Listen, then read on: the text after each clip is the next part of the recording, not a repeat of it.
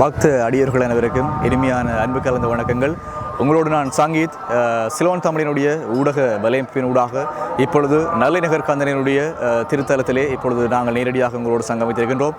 இன்றைய தினம் நல்லிநகர் கந்தனினுடைய 22வது நாள் திருவிழாவிலே தண்டாயுத பாணி என்று சொல்லப்படுகின்ற ஒருமுக திருவிழா, அதாவது வேட்டை திருவிழாவிலே இப்பொழுது நாங்கள் பிரசன்னமாக இருக்கின்றோம். இன்னும் சொற்ப வேளையிலே எம்பெருமான் முருகப்பெருமான் தன்னுடைய சன்னிதானத்தில் இருந்து எழுந்தருளி இப்பொழுது பக்த பெருமக்களுக்கு அருள் பாலிப்பதற்காக வெளி வீதி விழா காட்சி கொடுப்பதற்காக இன்னும் சொற்ப நேரத்திலே வருகை தருகின்ற ஒரு அற்புதமான நிகழ்வு இங்கே ஆலயத்தில் இடம்பெற காத்திருக்கிறது.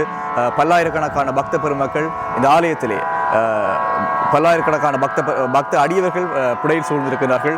இன்னும் ஏராளமான அடியவர்கள் வருகை தந்த வண்ணமாக இருக்கின்றார்கள். எனவே இன்றைய நாள் ஒரு அற்புதமான ஒரு நாள். நல்லிநகர் கந்தனினுடைய ஆலய வளாகத்திலே இடம்பெறுகின்ற சிறப்பு பூஜைகளை தொடர்ச்சியாக நீங்களும் கண்டுகளித்துக் கொள்ள சிலோன் தமிழினுடைய ஊடக வலையமைப்புடன் நீங்களும் இணைந்திருக்கலாம்.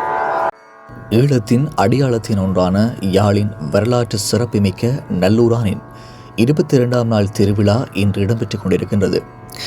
22ஆம் நாள் திருவிழாவின் ஒரு பகுதியாக காலையில் மாம்பழ திருவிழாவும் இடம்பெற்றிருந்தது.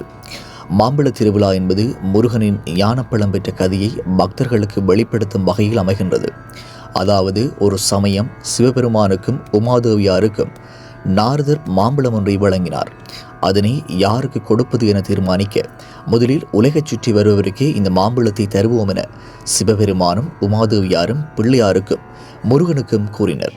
உடனே முருகப்பெருமான் மயில் மீதேறி உலகை சுற்றி வரச் சென்ற போது பிள்ளையார் சிவபெருமானையும் உமாதேவியாரையும் சுற்றி வந்து நீங்களே என் உலகம் என கூறி மாம்பழத்தை பெற்றுக்கொண்டார். உலகைச் சுற்றி வந்த முருகனுக்கு மாம்பழம் கிடைக்காததால் தனது நகை உடை அனைத்தையும் துறந்த முருகன் ஆண்டி கோலத்தில் பழனி மலையில் போய் அமர்ந்தார்.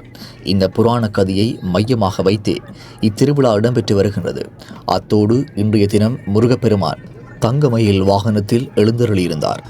மாம்பழ திருவிழாவை தொடர்ந்து மாலை வேளையில் தண்டாயுத பாணி உற்சவமும் இடம்பெறுகிறது.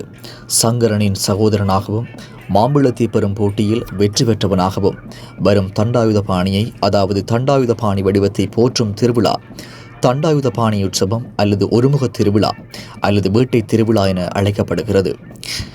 இது திருவிழாவில் சிவபெருமான் விருந்து என பெயர்படும் குதிரை வாகனம் வந்து வீர வேடத்தில் வெளியே செல்கிறது. பண்டிகை, இசை, நடனம் மற்றும் போர் வேடம் அனைத்து வழிபாடுகளும் இணைந்து வில்லத்தூர்தான் மண்டலத்தை பிதற்றும் விதமாகவும் பக்தர்கள் படை சூழவும் இவ்வுற்சவம் இடம்பெறுகிறது.